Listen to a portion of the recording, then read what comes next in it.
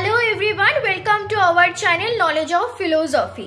অদ্বৈত বেদান্তর ক্লাস করানোর সময় তখন বলেছিলাম যে শঙ্করাচার্য যেই তিনটে সত্তার কথা বলেছে সেই তিনটে সত্তা নিয়ে আমরা একটা আলাদা ক্লাস করব, কারণ পুরোটা তো ওই একটা ক্লাসের মধ্যে ডিটেলসে আলোচনা করা যায় না, তো সেই জন্যই আলাদাভাবে এই ক্লাসটা করা।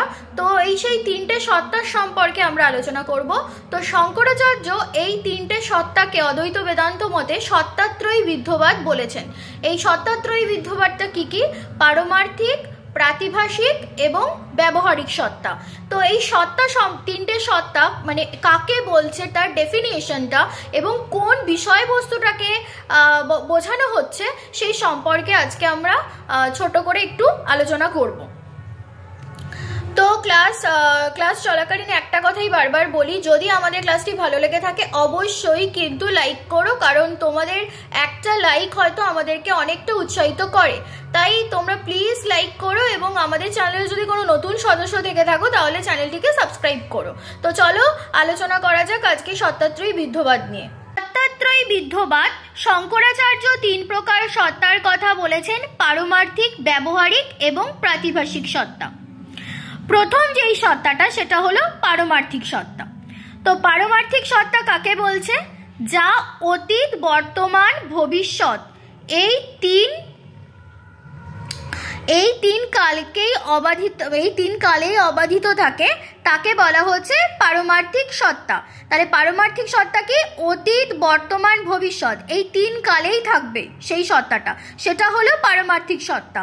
যেমন হলো ব্রহ্মর মধ্যে আমরা এই পারমার্থিক সত্তাটা দেখতে পাই, কারণ ব্রহ্ম আমাদের ব্রহ্ম অতীত, বর্তমান, ভবিষ্যৎ এই তিন কালেই কিন্তু এই তিনটে কালই ব্রহ্মের মধ্যে আছে। এই সমস্ত কিছু ব্রহ্মকে নিয়েই তৈরি বিশ্বটা, সমস্ত জগতের সব কিছুই পুরোটাকেই আমরা ব্রহ্ম বলি। ঈশ্বরের মধ্যে অতীত, বর্তমান, ভবিষ্যৎ সব কিছুই থাকে। দ্বিতীয় যেই সত্তাটা সেটা হলো ব্যবহারিক সত্তা। কি বলছে?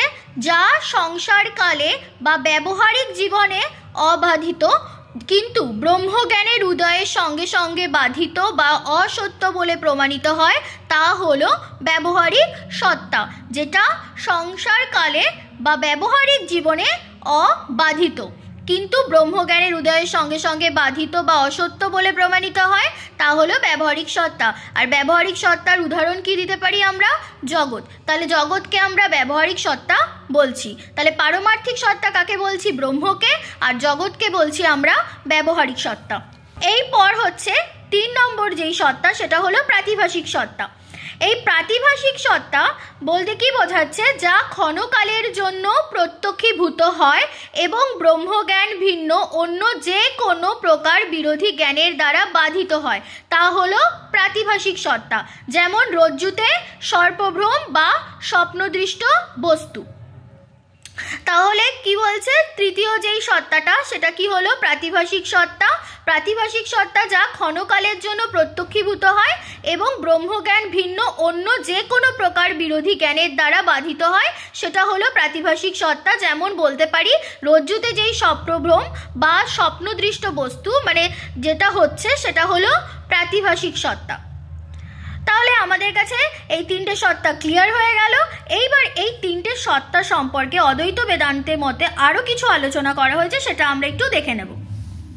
অদ্বৈত বেদান্ত মতে ব্যবহারিক দৃষ্টিকোণ থেকে জগতের সত্যতা থাকলেও পারমার্থিক দৃষ্টিকোণ থেকে জগৎ কিন্তু মিথ্যা। পারমার্থিক অনুভূতির ক্ষেত্রে ব্রহ্মজ্ঞানের দ্বারা জগতের ব্যবহারিক সত্তা বাধিত হয়ে যায়, অর্থাৎ মিথ্যা হয়ে যায়। তাহলে অদ্বৈত বেদান্ত মতে ব্যবহারিক দৃষ্টিকোণ থেকে এই জগতের সত্যতা থাকলেও পারমার্থিক দৃষ্টিকোণ থেকে এই জগৎ হচ্ছে মিথ্যা। তখন জগতের কোনো বস্তু, ঘটনা, কোনো কিছুই আর ব্রহ্মজ্ঞানীকে প্রভাবিত করতে পারে না। তখন জগতের কোনো বস্তু, ঘটনা, কোনো কিছুই আর ব্রহ্মজ্ঞানীকে প্রভাবিত করতে পারে না। তাহলে আমাদের এই তিনটে সত্তা বোঝা গেল যে শঙ্করাচার্যের মতে সত্তা 3 প্রকার: পারমার্থিক, ব্যবহারিক আর প্রাতিভাসিক। পারমার্থিক দৃষ্টিকোণ থেকে সত্তা বলতে ব্রহ্মকে বোঝানো হচ্ছে, আর ব্যবহারিক দৃষ্টিকোণ থেকে জগৎকে বোঝানো হচ্ছে। পারমার্থিক দৃষ্টিকোণ থেকে ব্রহ্মকে কেন বোঝানো হচ্ছে? কারণ ব্রহ্মর মধ্যে আমরা অতীত, বর্তমান, ভবিষ্যৎ এই তিনটি কালই পাচ্ছি, তাই পারমার্থিক দৃষ্টিকোণ থেকে ব্রহ্মকে সত্তা বলা হচ্ছে। আর ব্যবহারিক বলতে যেটা আমাদের বাস্তবিক জগতের সাথে মানে বাস্তবতার মানে আমাদের দৈনন্দিন জীবনের সাথে যেটা জড়িত সেটা হলো ব্যবহারিক, তাই সেটা হলো কি জগৎকে বোঝাচ্ছে। আর প্রাতিভাসিক মানে কোনো কিছু স্বপ্ন দেখা বা আমাদের কাছে যে একটা স্বপ্ন ভ্রম হচ্ছে, যে কোনো কিছু দেখছি, যে প্রাতিভাসিক সত্তা যেটা কিছুক্ষণের জন্য হচ্ছে, ক্ষণস্থায়ী, পুরোপুরির জন্য নয়। কিছুক্ষণ কালের জন্য হচ্ছে কিন্তু পুরোপুরির জন্য নয়, যেটা ক্ষণস্থায়ী, সেটা হলো প্রাতিভাসিক সত্তা। তাহলে এই তিনটে সত্তা আমাদের কাছে পুরোটা ক্লিয়ার হয়ে গেল নিশ্চয়ই। তো ক্লাসটি যদি তোমাদের ভালো লেগে থাকে অবশ্যই লাইক করো, শেয়ার করো এবং আমাদের চ্যানেলে নতুন কোনো সদস্য থেকে থাকলে চ্যানেলটিকে সাবস্ক্রাইব করো। এবং আরেকটা বিষয় বলার, যদি ক্লাস সংক্রান্ত কোনো কিছু অসুবিধে হয় অবশ্যই কিন্তু আমাদেরকে কমেন্ট করে জানিও। এবং আমাদের যে ফেসবুক পেজ আছে নলেজ অফ ফিলোসফি, এখনো পর্যন্ত যারা ফেসবুক পেজে ফলো করনি তারা একটু ফলো করে রেখো, তাহলে হয়তো তোমাদের ওখান থেকেও কেউ যদি চাও ফেসবুক থেকেও ক্লাস করতে, তারা ফেসবুক থেকেও ক্লাস করতে পারো। তো সুতরাং ক্লাসটা আজকে এখানেই শেষ করলাম। তো তোমাদের যদি ভালো লেগে থাকে তাহলে অবশ্যই কিন্তু লাইক করো। থ্যাংক ইউ সো মাচ, সবাই ভালো থেকো।